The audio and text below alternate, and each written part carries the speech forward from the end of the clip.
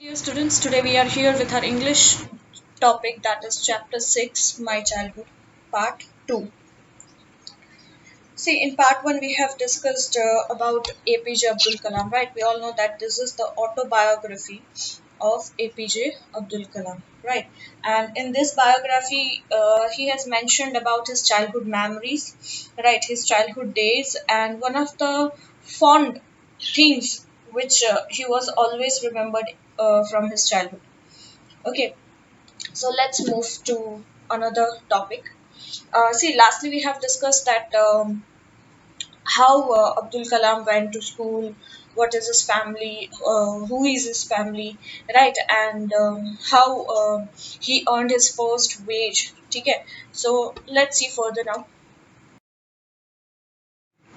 My brother-in-law Jalaluddin would tell me stories about the war, which I would later attempt to trace in the headline in Dinamini. Right usually उनके जो brother in law थे, right, जिनका नाम था Jalaluddin, right.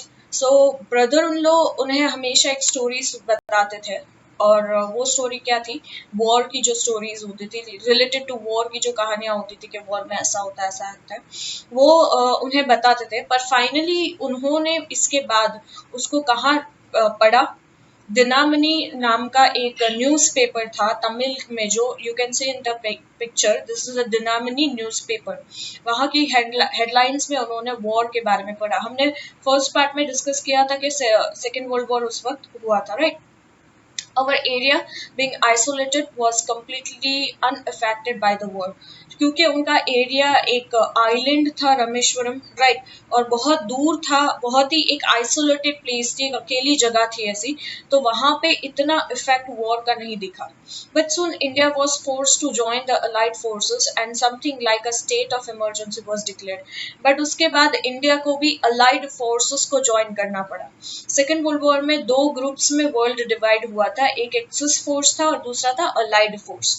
तो India को ये force किया जा रहा था कि वो अलाइड ग्रुप को, अलाइड फोर्स को ज्वाइन करे. ठीक है, अलाइड फोर्स किसकी किसकी थी, यूके है, अमेरिका, और वो सब अलाइड फोर्स में थे. ठीक है, सो इन शॉर्ट एक इमरजेंसी डिक्लेयर्ड हो गई थी इंडिया में भी. The first casualty came in the form of suspension of train halt at Rameshwaram station. The newspaper now had to bundled and thrown out from the moving train on the Rameshwaram road between Rameshwaram and Dhanushkoti. You can see in the map it's Rameshwaram and Dhanushkoti is given. तो यहाँ पे एक ये train की root दिखाई गई है. यहाँ पे एक ट्रेन चलती थी, राइट. तो पहली कैजुअलिटी सेकेंड वर्ल्ड वॉर के वक्त क्या कौन सी आई, और वो कैजुअलिटी थी कि रामेश्वरम में जो ट्रेन आती थी उसके थ्रू न्यूज़पेपर्स आते थे. जो जब रामेश्वरम में ट्रेन होल्ड करती थी, ठीक है, होल्ड करना यानी वहां जब रुकती थी तब न्यूज़पेपर्स वहां से बंडल्स लिए जाते थे. बट अब ऐसी कैजुअलिटी आ गई कि रामेश्वरम में वो ट्रेन होल्ड नहीं करेगी, और जिसकी वजह से रामेश्वरम और धनुषकोटी के रोड के बीच में न्यूज़पेपर्स के बंडल्स को फेंका जाता था.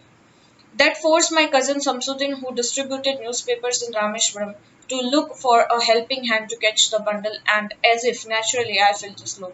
तो इसी वक्त शमसुद्दीन जो कलाम जी का जो कजिन था, उनको इनकी हेल्प की जरूरत पड़ गई कि कुछ ऐसे बंदे चाहिए जो रामेश्वरम न्यूज़पेपर्स जो डिस्ट्रीब्यूट करते थे. वो शमसुद्दीन का यही काम था कि कोई उस बंडल्स को वहां से कैच करने में उनकी हेल्प आउट करे. और ये स्लॉट किसने फिल किया, ये स्लॉट या यहाँ पे हेल्प किसने की, अब्दुल कलाम ने. Samsudin helped me earn my first wages. Half a century later, I can still feel the surge of pride in earning my own money for the first time. Samsudin की help से उनको उनकी पहली कमाई मिली, first wage मिला.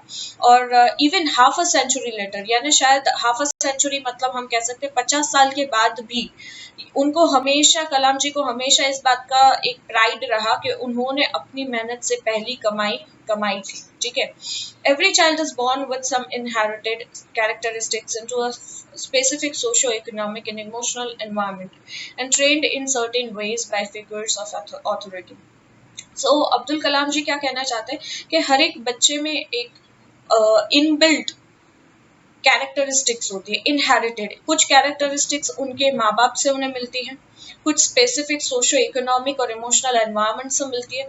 Socio economic और emotional environment यानी वो जिस जगह पे बड़े हो रहे हैं उनके आसपास का एनवायरनमेंट कैसा है, उनके साथ जो लोग हैं, राइट, उनके दोस्त है, उनके जो भी जानने पहचानने वाले वो लोग कैसे हैं, उसका भी इफेक्ट एक बच्चे पर पड़ता है। And trend in certain veg bye figures of authority, तो उसी तरीके से जैसे लोगों के साथ वो मिलते हैं, जिन फैमिली में वो बॉर्न होते हैं, कहीं ना कहीं वो सारे कैरेक्टरिस्टिक्स उस बच्चे में भी आते हैं, ठीक है, और उस तरीके से वो बिल्डअप होते हैं। I inherited honesty and self-discipline from my father. From my mother, I inherited faith of goodness and deep kindness, and so did my three brothers and sisters. हमने पहले ही डिस्कस किया था कि अब्दुल कलाम जी के 3 भाई और एक सिस्टर थी, ठीक है।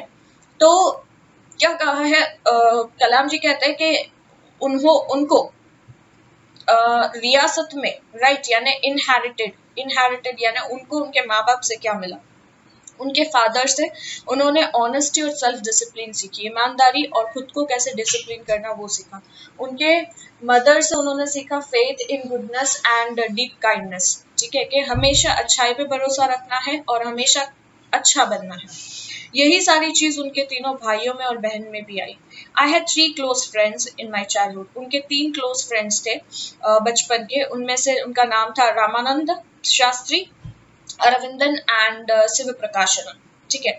All these boys were from Orthodox Hindu ब्राह्मण फैमिलीज, ये तीनों ही हिंदू थे और बहुत ही ऑर्थोडॉक्स हिंदू फैमिली से, ब्राह्मण फैमिली से बिलोंग करते थे। ऑर्थोडॉक्स का मीनिंग मैंने आगे समझाया था, राइट, जो बहुत ही ज्यादा चुस्त हो, जो नैरो माइंडेड हो अपने धर्म को लेकर, राइट, उनके हिसाब से किसी भी मतलब वी कैन से कि जैसे हमने देखा कि मुस्लिम है तो मुस्लिम उनके घर का पानी नहीं पिएंगे या उन्हें उनके साथ खाना खाना गलत होगा, तो इन दैट मैनर ऐसी ऐसी छोटी सोच जो होती है, उनको ऐसा लगता है कि हिंदू ब्राह्मण फैमिलीज मतलब वो बहुत स्ट्रिक्ट होते हैं अपने अपने रिलीजन को लेकर। तो ये तीनों ही ऐसी एक फैमिली से बिलोंग करते हैं। As children none of us ever felt any difference amongst ourselves because of our religious differences and upbringing. So क्या कह रहे हैं कलाम जी के एज चिल्ड्रन कि हम बच्चे थे, हम तीनों फ्रेंड्स के सामने हमें कभी ये फील नहीं हुआ कि हम अलग हैं, राइट, ना ही रिलीजन के बेस पर, ना ही हमारे अपब्रिंगिंग को लेकर कभी भी हमें ये फील नहीं हुआ कि हम तीनों अलग हैं, हम एक दूसरे जैसे नहीं है या हम रिलीजियसली बहुत डिफरेंट है। In fact, Ramanand Shastri was the son of Pakshi Lakshmana Shastri, the high priest of the Rameshwaram temple। और यहाँ तक कि रामानंद शास्त्री तो किसके बेटे थे, वो पाक्षी लक्ष्मणा शास्त्री के बेटे थे जो रामेश्वरम टेम्पल के हाई प्रिस्ट यानी जो पंडित हुआ करते हैं। Later he took over the priesthood of the Rameshwaram temple from his father। और जब रामानंद शास्त्री बड़े हुए तो अपने पापा की जगह, अपने फादर की जगह उन्होंने ली और वो भी रामेश्वरम टेम्पल के priesthood बन गए। Arvind then went into the business of arranging transport for visiting pilgrimages। और उनके जो दूसरे फ्रेंड थे अरविंदन, उन्होंने क्या किया, उन्होंने एक ट्रांसपोर्ट का बिजनेस शुरू कर दिया, राइट, और ऐसे ट्रांसपोर्ट जो पिलग्रिम्स को अरेंज करते हैं यानी जो यात्रा स्थल जो होते हैं वहां पे लोगों को ले जाने का काम करते हैं। एंड शिव प्रकाशन become catering contractor for the southern railways. और शिव प्रकाशन ने क्या किया, वो बड़े होकर रेलवेज, सदर्न रेलवेज के कैटरिंग कॉन्ट्रैक्टर बन गए। Shri Sita Rama Kalyanam ceremony. Our family used to arrange boats with a special platform for carrying idols of the Lord from the temple to the marriage site, situated in the middle of the pond called Ram Tirth, which was near our house. So अब कलाम जी क्या कह रहे हैं, he is telling that कि during the annual Shri Sita Rama Kalyanam ceremony, ठीक है, ये एक type of we can say ritual ceremony है, ठीक है, जिसका नाम है श्री सीता राम कल्याणम।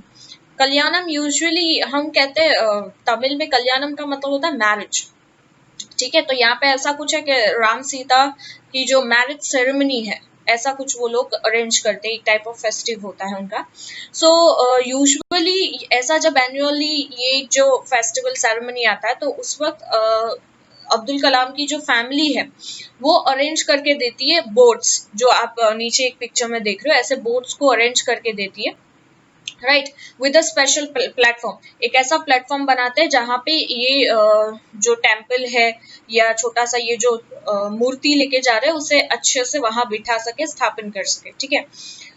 और इसे मैरिज साइट पे ले जा रहा है। तो मैंने जैसे कहा कि राम सीता की जो सेरेमनी, मैरिज सेरेमनी है, उसको सेलिब्रेट किया जाता है, राइट। तो वो आइडल को एक प्लेटफॉर्म पर बोट पे बिठा के of the lord from the temple to marriage sites, तो टेम्पल से यानी रामेश्वरम में जो टेम्पल है वहां से जो मैरिज साइट है जहां उनकी शादी करवाई जाती है वहां वो बोट के थ्रू लेके जा रहे हैं। और वो मैरिज साइट कहाँ है? ये मैरिज साइट है मिडल ऑफ द पॉन्ड, ठीक है। पॉन्ड यानी जो ये पानी जो होता है, पॉन्ड हम कहते हैं ना, वहां बीच में मिडल ऑफ द पॉन्ड में, जिसका नाम है राम तीर्थ, ठीक है। जो उनके अब्दुल कलाम जी के घर के पास जो ये सब था वही था राम तीर्थ, ठीक है, दैट इज पॉन्ड के पास। So which was near our house, तो वहां ये लोग इस तरीके से बोट अरेंज करके देते थे। Events from the Ramayana and from the life of the prophet were the bedtime stories my mother and grandmother would tell the children in her family. Being a Muslim family, we all know that Abdul Kalam was a Muslim belonging to the Tamil Muslim family. Being a Muslim family, उनकी bed time stories बचपन की क्या होती थी? रामायण के events यानी रामायण के जो भी इवेंट्स होते थे वो, और प्रोफेट, प्रोफेट यानी मुस्लिम के जो हेड होते हैं प्रोफेट, ठीक है, उनके स्टोरीज, ये उनका एक बेड टाइम मोमेंट होता था जो उनकी मदर और ग्रैंड मदर सारे बच्चों को सुनाते थे, ठीक है। इट्स नॉट जस्ट कि मुस्लिम रिलेटेड ट्रेडिशंस के बारे में ही बात करना, बट हिंदू रिलेटेड ट्रेडिशंस यानी रामायण की भी इवेंट्स वहां पे डिस्कस की जाती थी। तो यू कैन से कि ये लोग कितने रिलीजियसली ऑर्थोडॉक्स टाइप के नहीं है, they are so free minded. One day when I was in the 5th standard at the Rameshwaram Elementary School, a new teacher came to our class. अब एक दूसरा एक मेमोरी शेयर कर रहे हैं कि एक दिन वो जब 5th स्टैंडर्ड में थे, राइट, और उनकी स्कूल का नाम क्या था? Rameswaram elementary school. तो उनके स्कूल में एक नए टीचर आए as a class teacher. I used to wear a cap which marked me as a Muslim. You can see in the picture के बीच में सेकंड में जो बैठा है वो कैप पहन के बैठा है, वो थे अब्दुल कलाम। तो वो जो मुस्लिम यूजुअली कैप पहनते हैं ना, वैसे ही कैप पहन के बैठते थे, जिससे ये मार्क होता था कि ये मुस्लिम है, यानी वो यू कैन सी कि बाकी बच्चों से वो अलग आइडेंटिफाई होते थे, ठीक है। And I always set in front row next to Ramanand Shastri, और वो हमेशा पहली रो में बैठते थे, किसके बाजू में? रामानंद शास्त्री के बाजू में हमेशा से वो फर्स्ट फ्रंट रो में बैठते थे। Who wore the sacred thread? You can see कि जो ब्राह्मण जो होता है वो एक थ्रेड जनोई टाइप कहते हैं उनकी बॉडी में, इस तरीके से you can see in the picture कि बहुत सारे स्टूडेंट्स थे, क्योंकि मैक्सिमम वहां पे ब्राह्मण्स ही स्टूडेंट्स थे, जिसमें से एक आध दो बच्चे ऐसे मुस्लिम्स के थे, फाइन। सो उसने एक रामानंद शास्त्री जो we have learn about him के वो बड़े होकर प्रेस्टहुड बनते हैं रामेश्वरम टेम्पल के, और उसके फादर भी, राइट, पाक्षी शास्त्री, वो भी एक बड़े प्रेस्टहुड थे उसी टेम्पल के, फाइन। सो उन्होंने एक सेक्रेट थ्रेड पहना था। The new teacher could not stomach a Hindu priest's son sitting with a Muslim boy. तो नए टीचर को ये बात हजम नहीं हुई, कुड नॉट स्टमच यानी could not able to digest that thing, right, कि ये हजम नहीं हुई कि एक हिंदू प्रिस्ट का बच्चा, राइट, एक मुस्लिम के बाजू में बैठा है, राइट, यानी हिंदू प्रिस्ट यानी इतना high level Brahmins and so, इस तरीके से उनकी सोच थी, राइट, वो एक मुस्लिम बॉय के बाजू में बैठा है, ये बात उनकी उनसे हजम नहीं हो पाई। In accordance with our social ranking, as the new teacher saw it, I was asked to go and sit on the back bench. So social जो नए टीचर आए थे उनके हिसाब से उन्होंने एक सोशल रैंकिंग देखी कि सोशल रैंकिंग किस तरीके से देखी कि भाई ये तो ब्राह्मण है, उच्च कास्ट का लड़का एक मुस्लिम बॉय के साथ कैसे बैठ सकता है, राइट। तो उसने एक सोशल इंडिफरेंसेस देखा, एक रिलीजियस इंडिफरेंस देखा दोनों में, right. And I was asked to go and sit to the back bench, और अब्दुल कलाम को पीछे के बेंच पे बैठने के लिए कहा गया।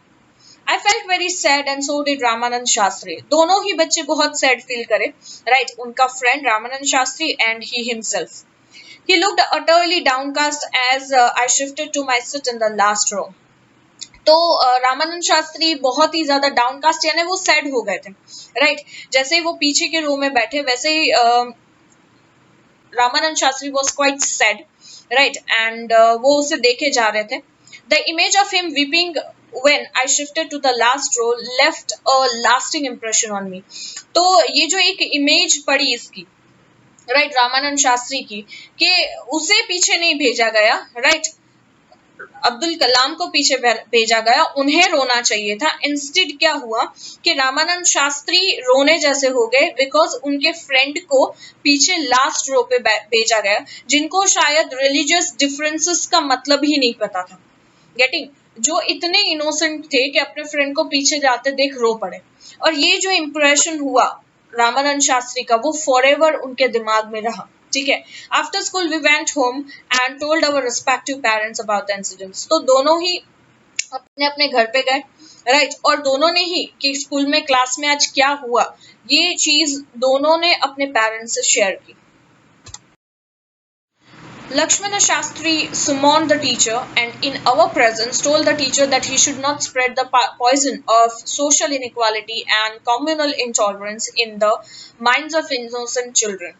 So दूसरे ही दिन जब रामानंद शास्त्री घर पे गए और उन्होंने अपने फादर को ये बात बताई कि आज टीचर ने ऐसा किया हमारे साथ, इंस्टेड अगर वो सही में इतने लेवल ऑफ ऑर्थोडॉक्स होते तो वो शायद खुश होते कि ठीक है अच्छा हुआ, उसमें क्या हो गया, राइट, कि अच्छा है तुम दूसरे ब्राह्मण बच्चों के साथ बैठोगे। बट वो इतने हद तक, वो नो डाउट वो बहुत बड़े प्रिस्ट थे, राइट, वो एक कट्टर ब्राह्मण भी थे, बट रिलीजियस डिफरेंसेस में वो नहीं मानते थे।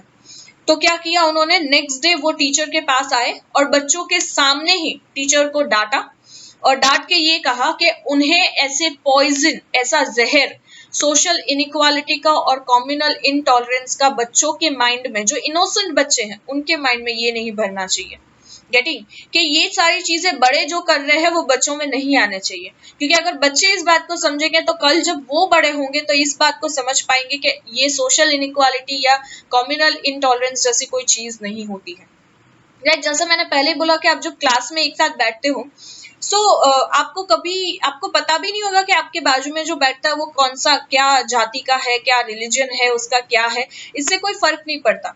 या आप कभी भी किसी के साथ फ्रेंडशिप करते हो तो इट डजंट मैटर कि आप वो कौन से रिलीजन को बिलोंग करते हैं, कौन से कास्ट को बिलोंग करता है, राइट। सो उसके फादर ने टीचर को सब बच्चों के सामने डांटा और ये कहा कि उन्हें ऐसा जहर बच्चों के इनोसेंट बच्चों के दिमाग में ऐसा जहर नहीं भरना चाहिए। He bluntly asked the teacher to either apologize or quit the school and the island। और उन्होंने गुस्से में bluntly, right, तुरंत ये कह दिया कि या तो तुम सबसे माफी मांगो या ये स्कूल छोड़ के और यहाँ तक कि ये आइलैंड रामेश्वरम छोड़ के यहाँ से चले जाओ, अगर तुम्हें यही करना है तो। Not only did the teacher regret his behavior, but the strong sense of conviction Lakshmana Shastri conveyed ultimately reformed this young teacher। तो सिर्फ टीचर अपनी इस गलती के लिए सॉरी ही नहीं हुए, राइट, उन्हें ऐसा लगा कि हाँ उन्होंने गलती की, ये इतनी ही बात नहीं थी, बट लक्ष्मणा शास्त्री ने जो यानी कन्विंस्ड करने की जो उनका सेंस ऑफ कन्विक्शन था कि किस तरीके से उन्होंने ये मैसेज कन्वे किया, राइट, कि ये सारे यंग टीचर्स के दिमाग में भी ये चीज बैठ गई थी, ultimately reform this young teacher, right. और यहाँ तक कि बच्चों के दिमाग में भी ये सेट हो गया था कि ये रिलीजन नाम की कोई चीज नहीं होती, या रिलीजन इनइक्वालिटी जो उच्च जात नीच जात या अपर कास्ट लोअर कास्ट जैसी कोई चीज नहीं होती, वी ऑल आर इक्वल, ठीक है। ये बात वहां पे बच्चों को भी उतनी ही समझ में आई। On the whole, the small society of Rameshwaram was very rigid in terms of segregations of different social groups। अगर ओवरऑल बात देखें, ये तो चलो एक स्कूल की बात थी या एक टीचर की बात थी, बट ओवरऑल बात देखें तो रामेश्वरम एक बहुत छोटा सा आइलैंड था, राइट, बट वहां की सोसाइटी भी ऐसी बहुत रिजिड थी, अपने धर्म को लेकर, अपने रिलीजन को लेकर बहुत रिजिड थी, राइट। जैसे ये टीचर थे, ऐसे कई लोग रामेश्वरम में थे जो सेग्रीगेशन करते थे डिफरेंट सोशल ग्रुप्स का। सेग्रीगेशन यानी मुस्लिम का ग्रुप अलग, हिंदूज का अलग, ब्राह्मण्स का अलग, नीच जात लोगों का अलग, तो ये डिफरेंसेस बहुत थे रामेश्वरम में। However, my science teacher Siva Subramaniam Iyer, though an orthodox Brahmin with a very conservative was something of a rebel. But उनमें से जैसे एक लक्ष्मणा शास्त्री का हमने जो एक एग्जाम्पल देखा कि वो खुद एक प्रिस्टहुड थे, एक बहुत बड़े रामेश्वर टेम्पल के खुद एक प्रिस्टहुड होते हुए भी उनमें ये डिफरेंसेस नहीं आया, एक रिबेल थे वो। वैसे ही एक दूसरा बेस्ट एग्जाम्पल यहाँ पे दिया है, that is the science teacher जिनका नाम था शिव सुब्रमण्यम अय्यर। वो भले ऑर्थोडॉक्स ब्राह्मण फैमिली से बिलोंग करते थे, यहाँ तक कि उनकी वाइफ खुद कंजर्वेटिव माइंड की थी, राइट, खुद ऑर्थोडॉक्स थी, बट फिर भी वो एक रिबेल थे, वो इन सबसे अलग थे, राइट। रिबेल का मतलब क्या होता है, बागी जो कहता है ना, राइट, बागी पॉजिटिव मैनर में लो, तो जो लोग गलत कर रहे हैं उन सब ऐसे हैं इसलिए हम ऐसे हो जाए, दैट इज रॉन्ग। सोसाइटी गलत है तो सोसाइटी भले इतनी मेजोरिटी के साथ भरी हुई हो, पर वो गलत है तो गलत है, गेटिंग। तो वो एक रिबेल थे। he did his best to break social barriers so that people from varying backgrounds could mingle easily। तो उन्होंने पूरी कोशिश की, या हमेशा वो एक बेहतरीन कोशिश करते थे कि ऐसे सोशल बैरियर्स को, ये जो सोशल इंडिफरेंसेस है लोगों में, ये इसे तोड़ा जाए, राइट, ऐसे बैरियर्स को तोड़ा जाए, राइट। और लोग जो बैकग्राउंड से भी बिलोंग, जो भी बैकग्राउंड से बिलोंग करते हैं या अलग अलग बैकग्राउंड से बिलोंग करते हैं, वो एक दूसरे के साथ मिंगल हो सके, मिंगल यानी एक दूसरे के साथ मिल सके, एक दूसरे के साथ उठ बैठ सके, एक दूसरे के साथ रिलेशंस रख सके, राइट। ऐसी एक कोशिश थी शिव सुब्रमण्यम अय्यर की, जो उनके साइंस टीचर थे। He used to spend hours with me and would say, Kalam, I want you to develop so that you are on par with the highly educated people of the big cities. So कलाम जी क्या कहते हैं कि वो बहुत time हमारे साथ spend करते थे, स्पेशली कलाम के साथ स्पेंड करते थे, राइट। और वो हमेशा, उनके जो साइंस टीचर है शिव सुब्रमण्यम अय्यर, वो हमेशा ऐसा कहते थे, कलाम, I want you to develop so that you are on par with highly educated people of the big cities. तो बोले कि मैं तुम्हें इतना डेवलप होते हुए देखना चाहता हूँ कि बड़े बड़े लोग, सिटीज के बड़े बड़े एडुकेटेड लोग भी तुम्हारे सामने फीके पड़ जाए, तुम इतना लेवल ऑफ हाईली एजुकेशन तुम लो। One day he invited me to his home for a meal। और एक दिन शिव सुब्रमण्यम अय्यर जो उनके साइंस टीचर थे, उन्होंने कलाम जी को उनको अपने घर पे इनवाइट किया खाने खाने के लिए। His wife was horrified at the idea of a Muslim boy being invited to dine in her ritually pure kitchen। अब हमें ये सोचता ना कि हमें सोसाइटी को साफ करना है या सोसाइटी में जो भी गलत चीज है उसे निकालना है, तो उसकी पहली शुरुआत हमेशा अपने घर से होनी चाहिए। शिव सुब्रमण्यम अय्यर अगर ये सोचता है, साइंस टीचर अगर ये सोचता है कि भाई मुझे ये जो सोशल डिफरेंसेस का बैरियर है वो मुझे तोड़ना है, तो सबसे पहले उन्हें शुरुआत अपने घर से ही करनी थी, क्योंकि उनकी वाइफ भी ऐसी कंजर्वेटिव ही थी। और शायद यही सोच उनके दिमाग में थी कि उनकी वाइफ जो इतनी स्टबन है, इतनी ऑर्थोडॉक्स है, उनके दिमाग से भी ये चीज निकालनी थी, ये बैरियर निकालना था।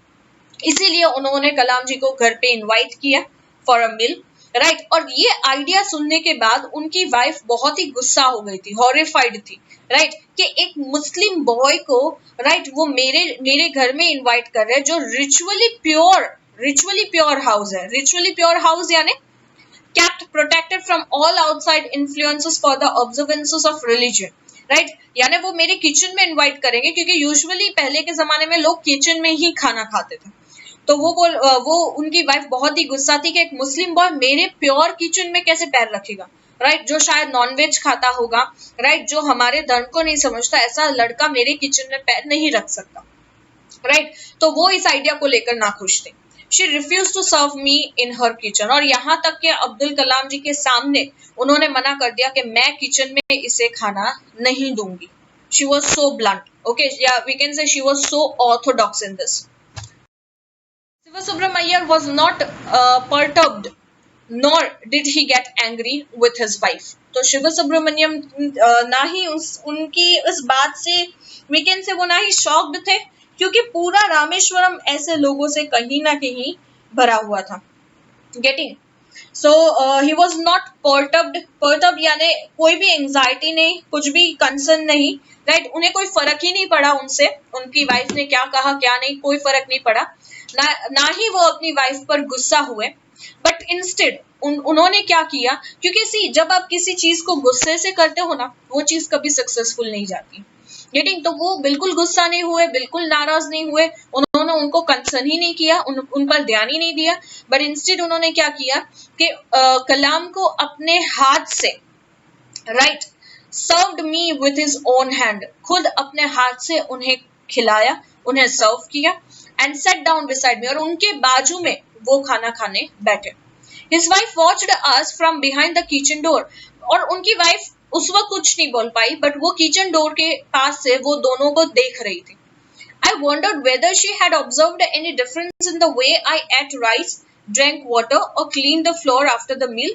So, अब्दुल कलाम जी क्या सोच रहे हैं कि क्या वो मुझे ये देख रही है कि मैं साइंस टीचर से कितना अलग हूँ, क्या मैं अलग जात का हूँ तो मैं अलग तरीके से राइस खाता हूँ, कि मैं कैसे पानी पीता हूँ, या मैंने कैसे फ्लोर साफ किया खाना खाने के बाद, क्या वो सब ऑब्जर्व कर रहे थे, क्या हम दोनों में कितना डिफरेंस है, राइट। जैसे अगर मैं एग्जांपल दूं कि अगर एक हिंदू और एक मुस्लिम का खून निकलता है तो दोनों का कलर सेम होगा, अगर आप दोनों को मिक्स कर दोगे तो you won't find any difference.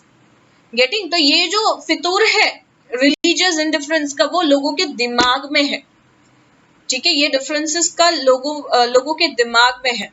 Getting, otherwise God ने सबको, भगवान ने सबको इक्वल ही बनाया है, ठीक है। सो उनकी वाइफ हर एक चीज को नोट कर रही थी, और शायद कलाम जी को ये लग रहा था कि ये शायद ये देखने की कोशिश कर रही है कि मैं खाता कैसा हूँ, मैं पीता कैसा हूँ, या साइंस टीचर यानी सिविल सुब्रमण्यम अय्यर से मैं कितना अलग हूँ या नहीं हूँ। When I was living in his house, Siva Subramaniam Iyer invited me to join him for dinner again for the next weekend. और जब वो घर, मतलब आफ्टर मील जब कलाम जी जा रहे थे तो अय्यर जी ने उन्हें वापस इनवाइट किया, शिव सुब्रमण्यम अय्यर ने उन्हें वापस इनवाइट किया डिनर के लिए नेक्स्ट वीकेंड को, कि नेक्स्ट वीक आप फिर से मेरे साथ डिनर लेना। Observing my hesitation he told me not to get upset. तो ऑब्वियस है कि आप अगर किसी के घर पे जाओ और उस घर की लेडी अगर आपको ये बोल दे कि मैं तुम्हें यहाँ सर्व नहीं करूंगी, तो वहां का एक वो निवाला भी आपके गले से उतारना बहुत डिफिकल्ट हो जाएगा। यही हालत अब्दुल कलाम जी की उस वक्त हुई थी। Getting, but any how sir को रिस्पेक्ट करते हुए उन्होंने वो खाना खाया, राइट। बट फिर से जब उन्होंने इनवाइट किया तो वो हेजिटेट हो रहे थे, वो चाहते थे कि वो मना कर दे, बट वो नहीं कर पाया, और ये बात शिवा सुब्रमण्यम अय्यर समझ गए, तो इसलिए उन्होंने कहा नॉट टू गेट अपसेट, बोले ये एक शुरुआत है, इसमें तुम्हें अपसेट होने की जरूरत नहीं है। Once you decide to change the system, such problems have to be confronted. बोले अगर तुमने एक बार डिसाइड कर लिया कि तुम्हें ऐसे सिस्टम को बदलना है, तो ऐसी कई प्रॉब्लम्स तुम्हारे सामने आएगी और तुम्हें इन सारी प्रॉब्लम्स को कन्फ्रंट करना है, फेस करना है। When I visited his house the next week, Siva Subramaniam Iyer's wife took me inside her kitchen and served me food with her own hands. Next week तो वो बात समझ गए कलाम जी, और बिना कोई भी फिक्र के बिना वो वापस उनके घर गए as he invited. But next week एक चेंज आया, राइट। भले एक वो छोटा सा चेंज था, बट वो उसकी शुरुआत हुई। और क्या शुरुआत हुई कि शिव सुब्रमण्यम की वाइफ, राइट, अय्यर की वाइफ ने खुद ने अब्दुल कलाम जी को किचन में ले गए, उन्हें बिठाया और उन्हें खुद सर्व किया, right, with her own hands. So this was a great change कि चलो जो साइंस टीचर चाहते थे एक सिस्टम को बदलना, उसकी शुरुआत एटलीस्ट उनके घर से हुई, right? Then the Second World War was over and India's freedom was imminent. और उस वक्त तक सेकेंड वर्ल्ड वॉर खत्म हो चुका था और इंडिया की फ्रीडम भी दूर नहीं थी। Indians will build their own India. अब ऐसा टाइम आ गया था कि इंडियंस खुद अपना इंडिया बनाएगा, ऐसा डिक्लेयर किया था गांधी जी ने। The whole country was filled with an unprecedented optimism. और पूरी कंट्री कहीं ना कहीं कौन से सिचुएशन में थी? That was the situation of unprecedented optimism. Unprecedented का मतलब होता है never done, right? ऐसी कोई चीज जो इंडियंस ने कभी सोची ही नहीं थी। ये एक ड्रीम था, राइट। और एक वक्त ऐसा था कि लोग ये सोचते थे हमें आजादी पॉसिबल ही नहीं है, राइट। एक ऐसा मिथ था इंडियंस में पहले, एक ऐसा डर था, राइट। तो ये एक ना होने वाली चीज हो चुकी थी, जो जिस पर लोगों को एक भरोसा, मतलब एक विश्वास नहीं हो रहा था कि ऐसा कुछ हुआ है। ठीक है, optimism, I hope all you know, right. तो अनप्रेसिडेंटेड यानी द थिंग्स जो हमने सोची ना हो, ऐसा कुछ होना जो हमें कभी पता ही ना हो। गेटिंग? ओके, ऑप्टिमिज्म का भी मैं बता देती हूँ, wait. Okay, optimism, something we can say, tendency to look on the more favorable side of events।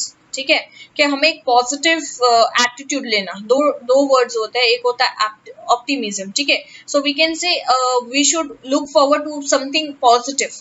ठीक है, एंड सो ये ऐसी चीज थी कि कभी किसी ने सोचा नहीं था, बट ये पॉसिबल हुआ। I asked my father for permission to leave Rameshwaram and study at the district headquarters in Ramanathapuram। Right, तो उसी वक्त अब्दुल कलाम जी ने अपने फादर से परमिशन ली कि मुझे रामेश्वरम, सॉरी, डिस्ट्रिक्ट हेडक्वार्टर्स जाना है फर्दर स्टडीज के लिए। राइट, दैट इज रामनाथपुरम में उन्हें फर्दर स्टडीज के लिए जाना है। He told me as if thinking aloud, और तुरंत ही उनके फादर ने एक बात कही उनसे, कि क्या कहा, अबुल, उनके फादर उन्हें अबुल बुलाते थे। Abul, I know you have to go away to grow. Does the seagull not fly across the sun alone and without a nest? क्या कहा उनके फादर ने कि अबुल, मुझे पता है कि तुम्हें अब बहुत दूर जाना है और बहुत ग्रो करना है। फिर उन्होंने किसका एग्जाम्पल दिया? सीगल का, कि क्या सीगल अपने अपने नेस्ट को छोड़ के अकेले सन के अक्रॉस फ्लाई नहीं करती? राइट, वो अपने नेस्ट को तो हर जगह लेके नहीं घूम सकती ना। राइट, उसे अकेले ही फ्लाई करना होता है। वैसे ही अबुल, तुम्हें भी आगे जाना है और ग्रो करना है। He quoted Khalil Gibran to my hesitant mother, right. और उन्होंने ये जो डायलॉग है, ये जो वर्ड्स है, वो खलील गिब्रन का ये मुहावरा वी कैन से दिया। किसको दिया? हेजिटेंट मदर को, यानी अपनी मम्मी को समझाते हुए, क्योंकि ऑब्वियस है कि कोई भी माँ वो नहीं चाहेगी कि उनका बच्चा उनसे दूर जाए। राइट, सो वो समझ गए थे उनके फादर के मैं परमिशन दे दूं, पर मदर को कौन समझाएगा? Your children are not your children. So उन्होंने खलील गिब्रन की बात क्या कही कि तुम्हारे बच्चे अब तुम्हारे नहीं है। They are the sons and daughters of life longing for itself. तो वो किसके सन्स एंड डॉटर है? किसके? लाइफ के। राइट, कुदरत के ये सन और डॉटर है। राइट, बेटा या बेटी कुदरत की है। कुदरत ने उन्हें दिया है जिंदगी, तो कुदरत ही उनकी जिंदगी को संवारेगी। ठीक है, सो ये बात उनकी मदर को समझाने की कोशिश की। They are the sons and daughters of life longing for itself. They came through you but not from you. उन्होंने क्या कहा कि ये बच्चे तुम्हारे जरिए आए हैं, बट तुम्हारे लिए नहीं है। ठीक है, but not from you. Okay, you may give them your love but not your thoughts. तुम उसे सिर्फ प्यार दे सकते हो, पर अपनी सोच नहीं दे सकते। उनकी सोच बहुत अलग है और उन्हें बहुत आगे जाना है। For they have their own thoughts. Right, हर एक बच्चे के अपने थॉट्स होते हैं और उन्हें अपनी लाइफ अपनी तरीके से जीने की एक परमिशन मिलनी चाहिए। Right, so finally Abdul Kalam जी को उनके फादर से and even I can say उनके मदर से वो परमिशन मिल गई थी। ठीक है, so this was the story by APJ Abdul Kalam, an autobiography।